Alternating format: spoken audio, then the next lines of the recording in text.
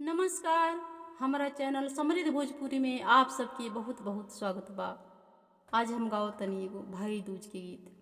पसंद आई तो लाइक कमेंट जरूर करब सभे।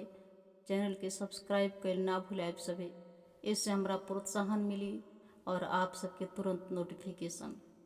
अरे जीवना लिहला हम खड़ी हो, नैहरवा से ना कोई आवे। अरे जीवना लिहला हम खड़ी हो, नैहरवा से ना कोई आवे।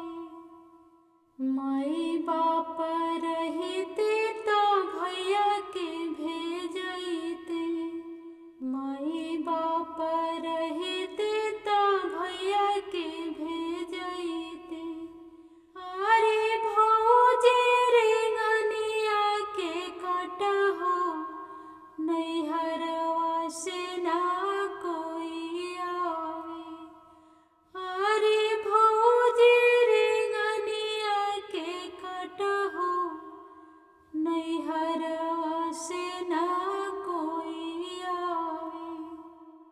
भैया बोलैते तो दौड़ल जैती, भैया बोलैते तो दौड़ल जैती।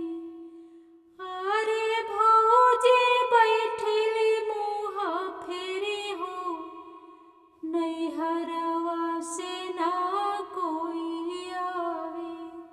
अरे भौजी बैठली मुँह फेरी हो, नैहरवा से ना कोई आवे।